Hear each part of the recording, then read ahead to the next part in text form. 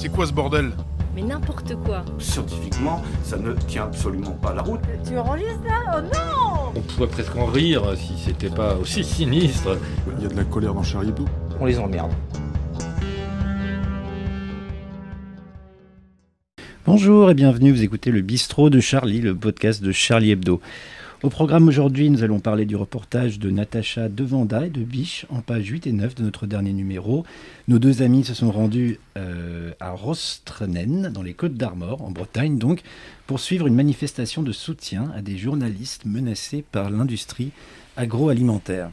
On continuera ensuite avec l'article de Laure Dossy, qui est en page 10, sur les trigger warnings, ces avertissements censés prévenir à l'avance le lecteur ou le spectateur d'un potentiel traumatisme. Et pour finir, un sujet issu de notre conférence de rédaction de ce matin, est-ce que les jeunes n'auraient-ils pas raison de quitter la ville pour aller habiter à la campagne? En fait, c'est Alice qui revient de vacances, qui a beaucoup de choses à nous dire à ce sujet. Donc, avec nous aujourd'hui Alice. Salut Alice.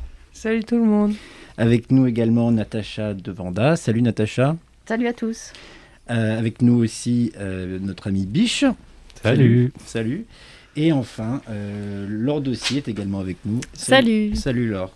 Alors, peut-être qu'on va commencer avec l'article de Natacha et de Biche consacré cette semaine à une manifestation qui a eu lieu en Bretagne. Alors, Natacha, pour commencer, est-ce que tu pourrais nous rappeler brièvement les enjeux de cette manifestation? Pourquoi était-elle organisée? Alors c'est une manifestation qui a eu lieu mardi dernier, donc à Rostrenen, un village des Côtes d'Armor, et elle concernait une journaliste qui s'appelle Morgane Large, Oui. qui a été menacée plusieurs fois, à maintes reprises en fait, et dernièrement, fin mars en fait, il lui est arrivé un truc encore plus important, c'est-à-dire le sabotage de sa voiture. D'accord. Et là, c'était considéré comme vraiment un cas Mais grave, en fait. On sait qui a fait ça?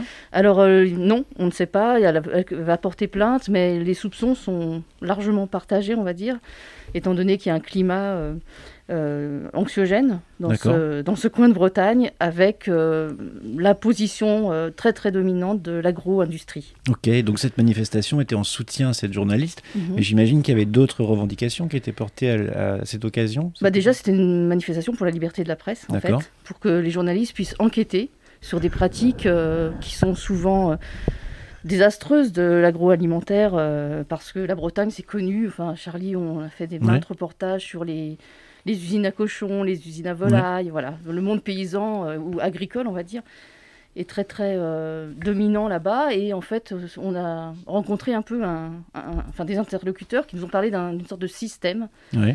Rapprochant ça de pratiques mafieuses, entre guillemets. Ah oui, carrément, des pratiques mafieuses. Ok. Mais alors, quel est l'intérêt pourquoi est-ce que l'industrie agroalimentaire mettrait des bâtons dans les roues à ces journalistes? C'est pour quelle raison exactement? Parce qu'en fait, ils font leur travail.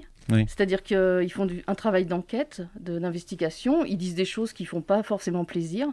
Ils parlent beaucoup de pollution. Ils parlent beaucoup de pollution des rivières, des sols. Ils parlent des maladies induites par une industrie qui utilise une tonne de pesticides, des tonnes de pesticides. D'accord. Et que c'est pas, disons, l'air du temps et ce qu'on peut lire dans la presse quotidienne, par exemple. Voilà. Et en fait, ils dénoncent aussi des incohérences avec les médias dominants et même tout un système économique et politique. D'accord. Et toi, Biche, est-ce que tu es d'accord sur cette histoire de village aux allures, c'est pas très clair ce que je disais. Dans ce que je viens de dire, dans l'article, Natacha dit que Rostrenen prend des allures de village sicilien. Est-ce que tu avais la même impression, même sentiment aussi? Je suis jamais allé en Sicile, alors je peux pas dire, Ah, merde. mais en tout cas, c'est sûr que ce qui était surprenant, c'est qu'on s'est baladé, en effet, on était assez enfoncé, on va dire, dans la campagne bretonne. C'était très calme quand on s'est promené en fonction des différents points où on est allé. Ouais.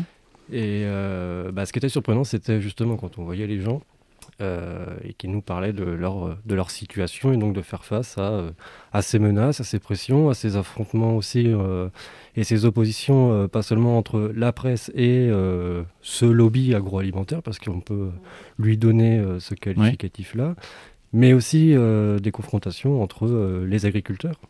puisqu'il y en a qui défendent une agriculture plus industrielle, Ah oui, ils sont d'autres pas une d'accord agriculture entre eux, en plus fait. raisonnée. Ouais. Enfin, voilà.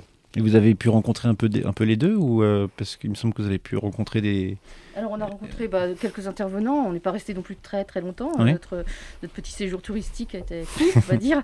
Mais c'est vrai ce que dit Biche, on n'arrêtait pas de se dire, mais en fait c'est beau, il y a pas de, c'est pas dévasté, ça sent pas mauvais, ça pue pas le lisier tout le temps, mais effectivement ça c'est ce que je dis un peu, c'est-à-dire c'est un peu l'impression d'avoir vu une petite vitrine quand on passe très vite, quand on traverse comme ça sur des routes de village en village, de Saint-Brieuc à Guingamp. Tu veux dire c'est un peu pittoresque, voilà, c'est ça ouais. La Bretagne, c'est un très très beau coin, mais eux qui connaissent profondément le pays, comme on dit, connaissent aussi les coins où il y a des énormes entrepôts de pesticides. Enfin, on en a vu aussi quelques-uns qui, c'est vrai que là, ça ressemble plus du tout à la campagne. C'est des usines, en fait. Voilà. D'accord. Et oui, on a vu, par exemple, un maire, le maire d'une commune d'où la journaliste est originaire également, D'accord. qui lui est éleveur bio, qui lui-même a eu affaire à des problèmes avec d'autres agriculteurs. Donc voilà, malheureusement, j'avais contacté la fédération départementale du syndicat des exploitants agricoles, dont on connaît tous au niveau national le sigle, la FNSEA. Ouais. Mais je n'ai pas eu de réponse. Donc, on attend. Dommage. D'accord. Ok, de toute façon, on aura le temps de reparler un peu de la campagne après, mais juste après ce que tu racontes, Natacha, j'ai pas l'impression que ça ressemble beaucoup à la campagne telle que en parle Alice, qui est désormais convertie à la vie rurale. Elle nous en dira plus, mais... Non, mais du coup, ça donne envie. Il y a l'air d'avoir de l'action et tout, de l'intrigue. Les gens qui pensent qu'on se fait chier en Bretagne. c'est pas vrai du tout, en fait. Hein. Ouais. Il se passe beaucoup de choses. Mais ce qui était assez surprenant, juste moi, ce qui m'a vraiment surpris, c'est à quel point, déjà, l'agroalimentaire, ça représente à peu près un tiers de l'emploi sur tout le territoire breton, et de voir à quel point ils avaient une influence, que ce soit en politique. Le syndicaliste qu'on a rencontré de chez Solidaire emploie clairement le mot d'entrisme, donc que ce soit en politique, que ce soit dans la presse, et notamment en politique. Ce qui était étonnant, c'est qu'ils nous expliquaient qu'ils étaient en train de s'infiltrer, disons, pour les futures campagnes régionales, et même chez les écolos, en fait. Donc c'est ça qui est assez surprenant. D'accord. Une super série Netflix, je pense. C'est ça. Faut y retourner. Ok, bon. Il va falloir qu'on passe au sujet suivant, mais si vous voulez en savoir plus, vous n'avez qu'à lire le dernier numéro de Charlie Hebdo. Vous trouvez cet excellent reportage de Natacha et de Biche.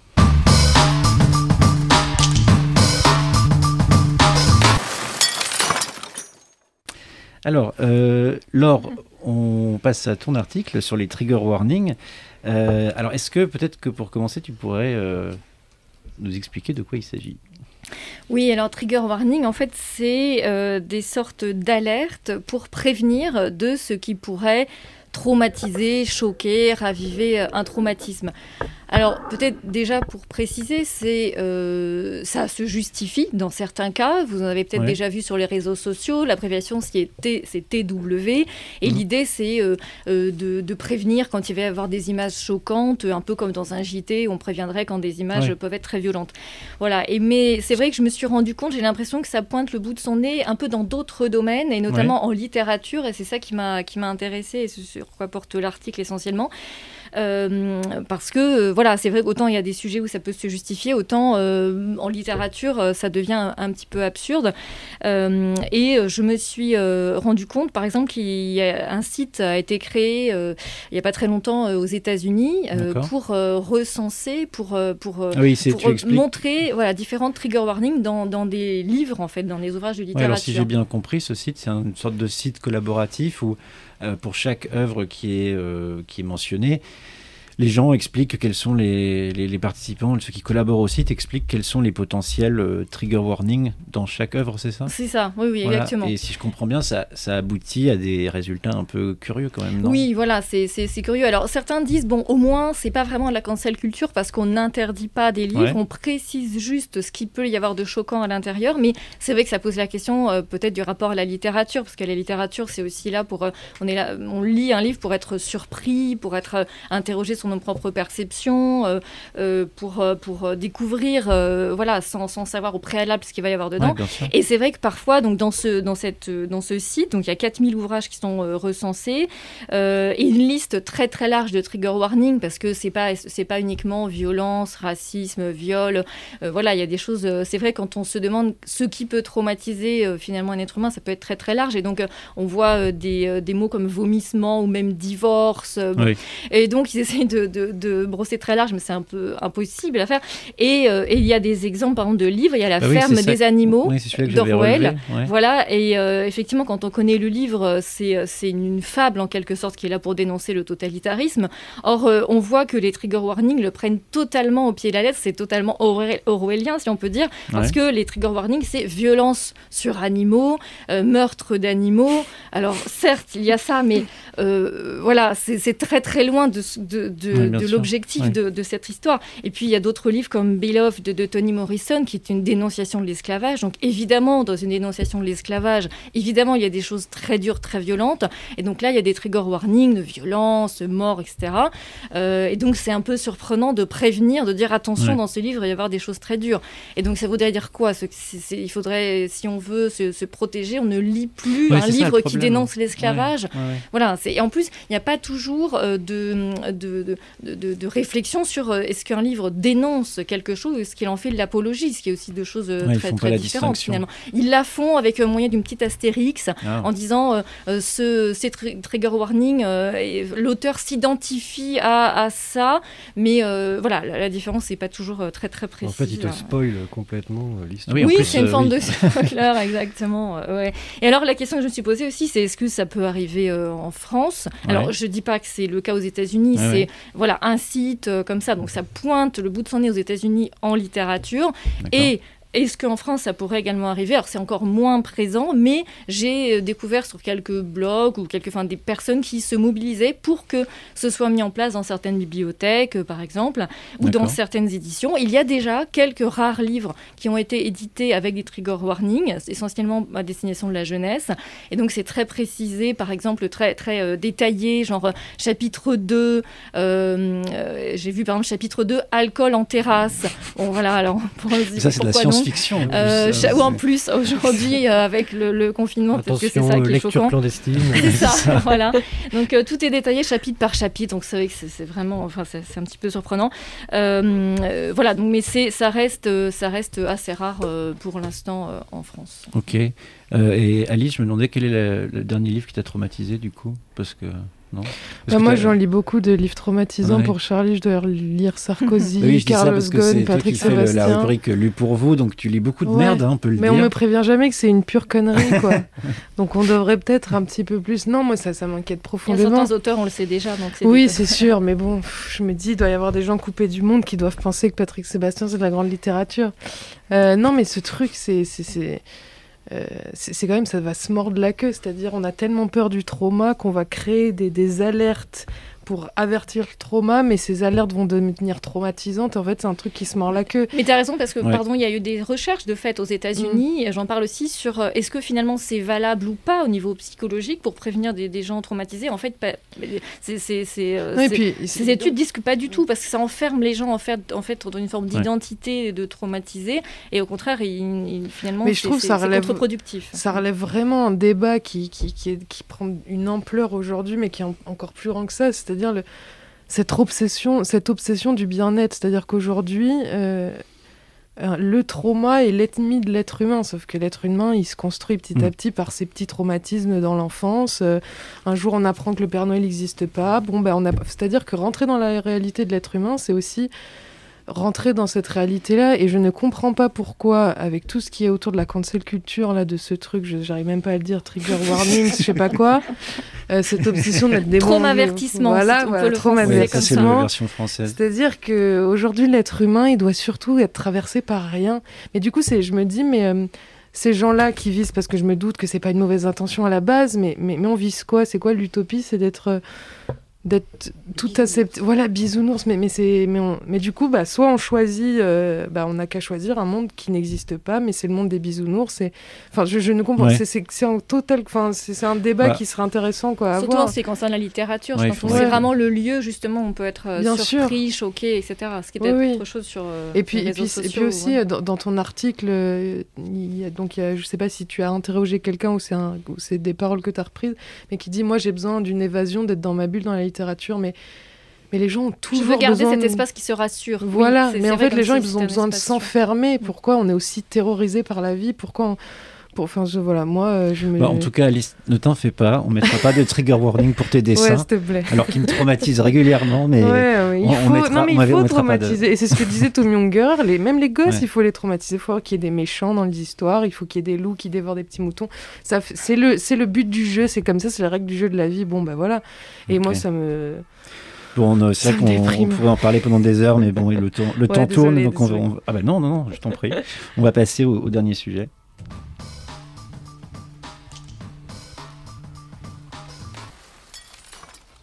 Alors, notre dernier sujet, c'est le sujet de notre conférence de rédaction de ce matin.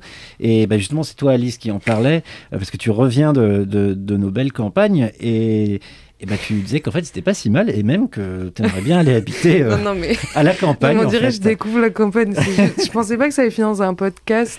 Ouais, désolé, ça fait je suis partie en vacances, juste. Non, je fais le constat que finalement, il y a une partie de ma génération, donc... même un peu plus vieille, entre 25 et 30 ans, la ville ne fait plus rêver. Ouais. Et alors, c'est en lien aussi...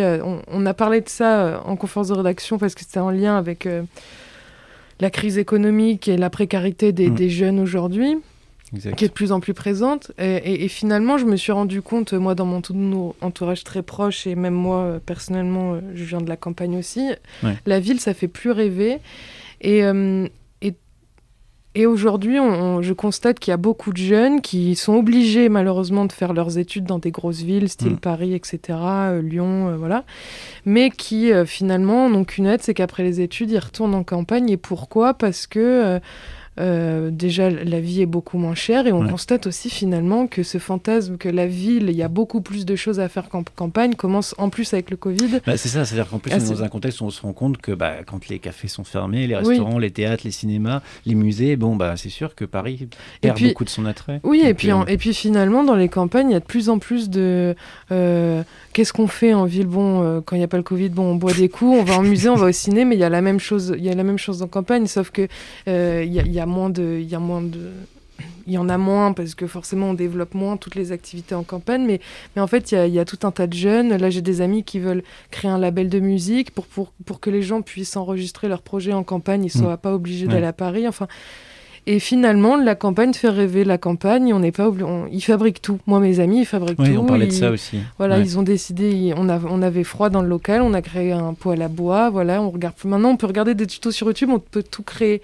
Et il y a il y a aussi toute l'idée du troc aussi qui se fait beaucoup. Donc voilà, la journée, ils travaillent à l'usine. Parfois, ils volent une ou deux pièces, un peu de ferraille à droite à gauche. Et à la fin de la journée, on a poêle à bois. Mais voilà, c'est cette idée aussi que, question économique, la ville n'est plus non plus...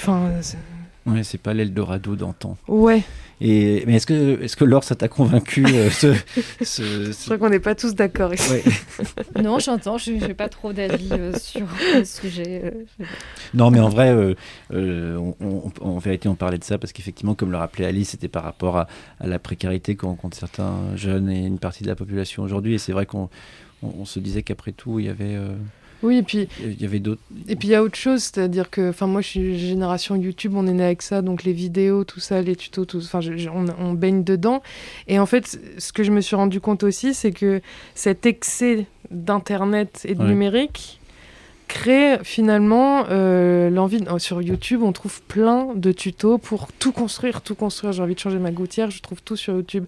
Donc finalement, il y a une partie de la jeunesse, entre 25 et 30 ans, je suppose, qui qui a envie de été vivre baigné par autrement et YouTube de- et finalement le d'être plus numérique, autonome, voilà. c'est ça, Et puis ouais. finalement cette obsession du numérique, c'est à déboucher en besoin de servir de ses mains et puis de faire tout par soi-même parce qu'on se rend compte que c'est faisable, quoi.